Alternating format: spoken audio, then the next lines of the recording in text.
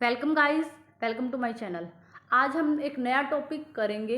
जो ग्रोथ की जो थ्योरी है, आपको नेम से पता लग गया होगा कि जो रॉबिन्सन का जो मॉडल था ग्रोथ रेट का, उसमें डिफरेंट डिफरेंट टाइप की गोल्डन एज की बात की गई थी। हम उनको डिटेल में आज क्या करेंगे, डिस्कस करेंगे। ठीक है। उससे पहले आपको ये पता होना चाहिए कि जो जॉन रॉबिन्सन थी उन्होंने जो स्टेडी स्टेट के लिए जो ग्रोथ रेट की जो कंडीशन थी उन्होंने क्या बताई थी। उन्होंने कहा था एक इकोनॉमी में आप तभी कहोगे कि आप संतुलन में हो, स्टेबल हो। कब कहोगे? जब आपकी ग्रोथ रेट ऑफ कैपिटल किसके बराबर होगी? ग्रोथ रेट ऑफ लेबर के बराबर होगी। अगर इकोनॉमी में ये कंडीशन है तो इकोनॉमी सही ट्रैक पर चल रही है, स्टेबिलिटी पर, स्टेडी स्टेट पर चल रही है। लेकिन क्या होता है, ये वाली कंडीशन जो है फुलफिल नहीं हो पाती, बहुत सारी प्रॉब्लम्स आती हैं। उन प्रॉब्लम्स को हम इन गोल्डन एज के माध्यम से पढ़ेंगे। जैसे देखो, आपको नेम से पता लग रहा है लिंपिंग। लिंपिंग का मतलब क्या होता है? लिंपिंग का मतलब लड़खड़ाना। गोल्डन एज मतलब जो गोल्डन एज की जो कंडीशन है वो लड़खड़ा रही है, उसके पीछे कोई ना कोई रीज़न है। तो पहला जो रीज़न है वो क्या बताता है कि जो रेट ऑफ एक्यूमुलेशन, एक्यूमुलेशन होता है कि जो कैपिटल होती है उसको आप किस तरीके से इन्वेस्ट करो कि वो इनकम जनरेट करे, एम्प्लॉयमेंट जनरेट करे। ठीक है। एक्यूमुलेशन तो हो रहा है कैपिटल का, लेकिन उसके साथ साथ अंडर एम्प्लॉयमेंट है। मतलब जितना कैपिटल लगाना चाहिए, इन्वेस्टमेंट करनी चाहिए, इनकम बढ़नी चाहिए, एम्प्लॉयमेंट मिलना चाहिए, उतना नहीं हो रहा। इसका मतलब है वो जो कंडीशन है उसको फुलफिल नहीं कर पा रहे। क्यों नहीं कर पा रहे? क्योंकि हमारी इकोनॉमी में अंडर एम्प्लॉयमेंट है या फिर अनएम्प्लॉयमेंट है। अनएम्प्लॉयमेंट का मतलब क्या हुआ? हमारे पास उतना कैपिटल स्टॉक नहीं है कि हम ज़्यादा से ज़्यादा लोगों को काम पर दे सकें। Capital stock may not enough for the employment of the entire labour force. वो ये कह रहे हैं कि हम देना चाहते हैं ज़्यादा से ज़्यादा लोगों को काम, लेकिन हमारे पास उतना पैसा नहीं है। जैसे मान लो एक बिजनेसमैन है, वो एक लिमिटेड लोगों को ही काम दे सकता है अपने बिजनेस के अंदर, क्योंकि मान लो उसके पास बहुत ज़्यादा कैपिटल ना हो ज़्यादा लोगों को काम देने के लिए। ऐसी सिचुएशन इकोनॉमी में है कि हमारी इकोनॉमी के अंदर उतना कैपिटल स्टॉक नहीं है कि वो पूरी पूरी जो लेबर फोर्स है उसको क्या दे सके, एम्प्लॉयमेंट दे सके। अब क्या होता है, जब वो सब सारी जो लेबर फोर्स है उसको एम्प्लॉयमेंट नहीं मिल रहा, सही से कैपिटल एक्यूमुलेशन जितना होना चाहिए उतना नहीं हो रहा, तो जो ग्रोथ रेट की जो कंडीशन है वो क्या हो जाती है, वॉयलेट हो जाती है। और जब वो कंडीशन वॉयलेट हो जाती है तो वो उसको क्या कहते हैं, हम फर्स्ट उसको कहते हैं लिंपिंग गोल्डन एज। अगर आपसे कभी भी ये पूछा जाए लिंपिंग गोल्डन एज क्या होती है, कि एक ऐसी गोल्डन एज जहाँ पर एक्यूमुलेशन हो रहा है कैपिटल का, या लेकिन वहाँ पर अनएम्प्लॉयमेंट या अंडर एम्प्लॉयमेंट है। इसका मतलब ये है कि हमारे पास उतना कैपिटल नहीं है कि हम ज़्यादा से ज़्यादा लेबर फोर्स को क्या कर सकें, एम्प्लॉयमेंट कर सकें।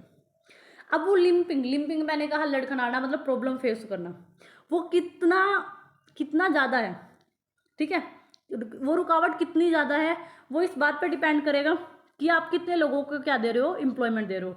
अगर आप ज़्यादा से ज़्यादा लोगों को एम्प्लॉयमेंट दे रहे हो तो आपका ग्रोथ रेट ऑफ कैपिटल और ग्रोथ रेट ऑफ लेबर वो बराबर हो जाएगा। लेकिन क्या है, अगर आप ज़्यादा लोगों को रोजगार नहीं दे पा रहे तो वो वाली प्रॉब्लम आपके सामने खड़ी रहेगी। तो फर्स्ट कंडीशन यही है कि इकोनॉमी के अंदर क्या है, कैपिटल एक्यूमुलेशन तो हो रहा है लेकिन अंडर एम्प्लॉयमेंट, अनएम्प्लॉयमेंट कंडीशन है, हम पूरी लेबर फोर्स को काम नहीं दे पा रहे। ठीक है। इसको बोलते हैं लिंपिंग गोल्डन एज। अब लिंपिंग गोल्डन एज के अंदर एक और सिचुएशन आती है, उसको बोलते हैं मिड लिंप। नाम से ही पता चल रहा है कि बीच में लिंप मतलब रुकावट या लड़खड़ाना। ऐसा कहते हैं, जैसे केन्स हमेशा कहता था ना, क्लासिकल्स हमेशा क्या कहते थे कि कोई भी डेविएशन है वो शॉर्ट रन है, फुल अगर हम लॉन्ग रन में जाएंगे तो ऑटोमेटिकली हर चीज़ ऑटोमेटिकली क्या हो जाएगी, ठीक हो जाएगी। उसी तरह इन्होंने ये कहा है, मिड लिंप में इन्होंने ये कहा है कि जो भी ग्रोथ रेट ऑफ एम्प्लॉयमेंट या लेबर फोर्स की या कैपिटल की कोई प्रॉब्लम है वो शॉर्ट रन है, लॉन्ग रन में क्या हो जाएगी, वो ठीक हो जाएगी। देखो, if the rise in level of employment occurred at greater rate, अगर एम्प्लॉयमेंट की जो ग्रोथ रेट है वो ज़्यादा है लेबर फोर्स से, मतलब हमारे यहाँ पर जितने लोग काम करना चाहते हैं उससे भी ज़्यादा लोग अगर इकोनॉमी के अंदर एम्प्लॉयमेंट मतलब उनको मिल जाए। मान लो 500 लोग हैं और हमारी गवर्नमेंट कितने लोगों को काम दे सकती है, 1000 लोगों को। तो यहाँ पर क्या हो रहा है, ये एक ऐसी कंडीशन है ना कि एम्प्लॉयमेंट फैसिलिटी ज़्यादा है और जो लेबर है काम करने वाली वो कम है। तो ये वाली सिचुएशन तो इकोनॉमी में अच्छी है कि जितने लोग चाहते हैं उतना उनको काम मिलेगा, कल को उनकी इनकम बढ़ेगी, ये सब चीज़ें अच्छी हो जाएंगी। तो फिर क्या होता है, ये अगर ये वाली सिचुएशन इकोनॉमी में होती है कि एम्प्लॉयमेंट की ग्रोथ रेट ज़्यादा है किससे, लेबर फोर्स से, तो क्या होता है, वो जो लिंप है जो ग्रोथ रेट में रुकावट आ रही है, लिम्प का मतलब क्या है, तो रुकावट, वो रुकावट जो है कुछ टाइम पीरियड के लिए है, शॉर्ट टर्म के लिए है। लॉन्ग रन में जो हमारी जो कंडीशन है कि ग्रोथ रेट ऑफ कैपिटल किसके बराबर हो जाएगा, ग्रोथ रेट ऑफ लेबर के बराबर हो जाएगा। और ये लिम्प जो होती है क्या हो जाएगी, लॉन्ग रन में खत्म हो जाएगी अगर हमारे यहाँ पर क्या है, ग्रोथ रेट ऑफ एम्प्लॉयमेंट जो है वो ज़्यादा है। ठीक है, ये हो गया मिड लिम्प। अगला जो पॉइंट आता है उसको बोलते हैं सीवियर लिम्प। ठीक है, जैसे इसका नाम से ही आपको क्या लग रहा है कि जब इकोनॉमी में गंभीर, इसको बोलते हैं कि कोई चीज़ कितनी गंभीर है। जैसे हम कहते हैं ना कि कोई इंसान बीमार हो गया, वो कितनी जल्दी ठीक होगा, वो इस बात पे डिपेंड करता है ना कि उसको वो जो बीमारी है वो कितनी गंभीर है। तो यहाँ पर भी सीवियर लिम्प का मतलब है जो रुकावट आ रही है वो कितनी जो है गहरी है, वो कितनी खतरनाक है। ठीक है, तो अगर वो जितनी ज़्यादा खतरनाक है उतना ज़्यादा क्या होगा, वो पर्सन ठीक होने में टाइम लगाएगा। उसी तरह से ग्रोथ रेट में जितनी ज़्यादा रुकावट है, वो रुकावट जितनी गंभीर है, उतना हम जल्दी ग्रोथ रेट की जो कंडीशन है उसको पूरा नहीं कर पाएंगे। देखो, if the rise in level of employment, smaller rate से एम्प्लॉयमेंट बढ़ रहा है, लेबर फोर्स ज़्यादा है। अब उल्टा कर दिया इन्होंने, यहाँ पर इन्होंने कहा है जो लेबर फोर्स है इकोनॉमी के अंदर, लेबर बहुत ज़्यादा है, लेबर फोर्स मतलब जो काम करने वाले लोग हैं वो ज़्यादा हैं, और एम्प्लॉयमेंट की जो ग्रोथ रेट है वो कम है। जैसे मान लो 1000 लोग काम करना चाहते हैं, लेकिन जो गवर्नमेंट है वो कितने लोगों को काम दे रही है, वो सिर्फ 500 लोगों को काम देना चाहती है। तो यहाँ पर क्या है, अनएम्प्लॉयमेंट बहुत ज़्यादा है, उनके पास इनकम नहीं होगी, तो कल को क्या हो जाएगा, जो सीवियर लिम्प है, नाम से क्या लग रहा है सीवियर, सीवियर का मतलब हो गया गंभीर, लिम्प मतलब रुकावट, ये जो एक गंभीर सी रुकावट है, खतरनाक रुकावट के रूप में जो है मोड़ ले लेती है। ठीक है, तो इन्होंने कहा अगर हमारी इकोनॉमी के अंदर एम्प्लॉयमेंट की ग्रोथ रेट कम है, किससे, लेबर फोर्स की ग्रोथ रेट से, तो ये इकोनॉमी के लिए अच्छा नहीं है। तो ये जो सीवियर लिम्प है, गंभीर जो लिम्प है, कल को किसका किसका रूप ले लेते हैं, मतलब जैसे मान लो अनएम्प्लॉयमेंट है, जैसे मंदी आती है। ठीक है, अगर मंदी को कंट्रोल नहीं किया जाए इकोनॉमी में तो किसका रूप ले लेती है, महामंदी का। उसी तरह से अगर कोई गंभीर समस्या है इकोनॉमी में एम्प्लॉयमेंट की ग्रोथ रेट की, कल को वो क्या है और भयानक रूप ले लेती है। तो सीवियर लिम्प कल को क्या बन जाएंगे, वो लैडन गोल्डन एज बन जाएगी। कौन सी, लैडन गोल्डन एज।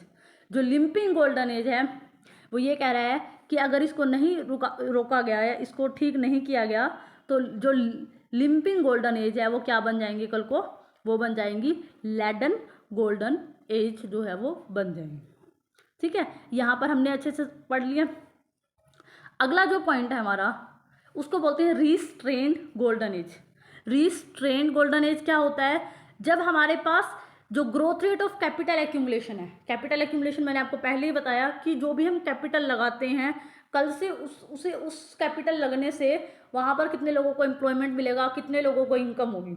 ठीक है, अगर actual growth rate of capital accumulation, ठीक है, अगर वो कम है डिजायर्ड, जैसे आप ये चाहते हो कि आपका कैपिटल 10% से ग्रो करे, तभी ज़्यादा से ज़्यादा लोगों को क्या दे सकते हो आप, एम्प्लॉयमेंट दे सकते हो, इनकम दे सकते हो, सब कुछ दे सकते हो। लेकिन जो growth rate of capital accumulation कितना हो रहा है, 5%, तो ये इकोनॉमी के लिए अच्छा नहीं है। और ये जो वो कंडीशन जो जॉन रॉबिन्सन ने बताई उसको भी ये पूरा नहीं करता, तो फिर वो कंडीशन भी पूरी नहीं हो पा रही। और इन्होंने कहा कि एक्चुअल जो कैपिटल का एक्यूमुलेशन है वो कम क्यों है, इसके पीछे बहुत से रीज़न है। जैसे हम डिज़ायर चाहते हैं 10%, हो कितना रहा है 5%, इसके पीछे बहुत सा रीज़न है। पहला उन्होंने कहा कई बार क्या होता है, रेट ऑफ इंटरेस्ट बहुत ज़्यादा बढ़ जाता है, कई बार करप्शन इकोनॉमी में बहुत ज़्यादा बढ़ जाता है, कई बार देखा है ना कई लोगों को आसानी से लोन बहुत जल्दी मिल जाता है, लेकिन जिनकी थोड़ी पहुंच होती है, तो लेकिन कुछ लोगों को बैंक के बड़े धक्के खाने पड़ते हैं, लेकिन उनको फिर भी लोन नहीं मिलता। तो बहुत सी बोटलनेक है, रेट ऑफ इंटरेस्ट कई बार हाई होता है, कई बार करप्शन, ऐसे बहुत से रीज़न होते हैं जिसकी वजह से क्या होता है, जो एक्चुअल ग्रोथ रेट की जो हम डिज़ायर कैपिटल एक्यूमुलेशन चाहते हैं उतना नहीं हो पाता, जिसकी वजह से क्या हो जाती है, रीस्ट्रेंड। नाम से पता चल रहा है कि कोई रुकावट है किसमें, गोल्डन एज में। इसको क्या बोल देंगे फिर, रीस्ट्रेंड गोल्डन एज। एक ऐसी सिचुएशन जहाँ पर एक्चुअल ग्रोथ रेट किसकी, कैपिटल की कम है, किस ग्रोथ रेट से, डिज़ायर कैपिटल ग्रोथ रेट से। और क्यों कम है, क्योंकि बहुत से रीज़न है, बोटलनेक्स बहुत हैं, रेट ऑफ इंटरेस्ट हाई है, लोगों को काम करप्शन बहुत ज़्यादा है। ठीक है, ये हो गया रिस्ट्रेंड गोल्डन एज।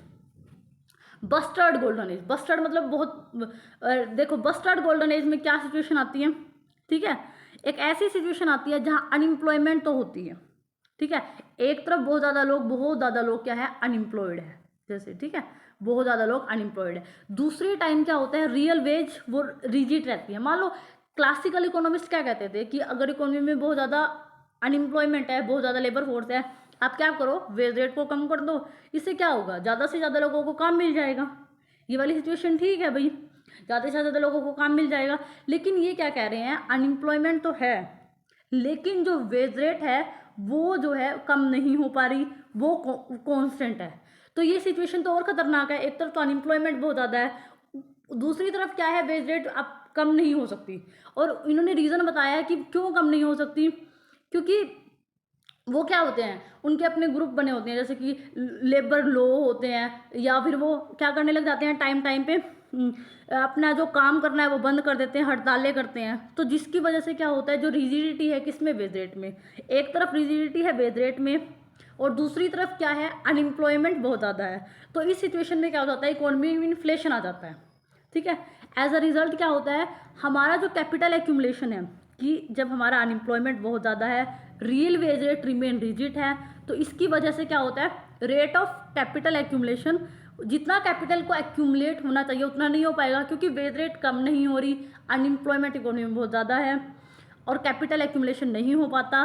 जब कैपिटल एक्यूमुलेशन नहीं हो पाता तो इकोनॉमी में जितनी ग्रोथ होनी चाहिए उतनी ग्रोथ नहीं होती, और जो स्टेडी स्टेट ग्रोथ रेट की जो कंडीशन है वो वायलेट हो जाती है कि कैपिटल की ग्रोथ रेट लेबर की ग्रोथ रेट के बराबर नहीं होती।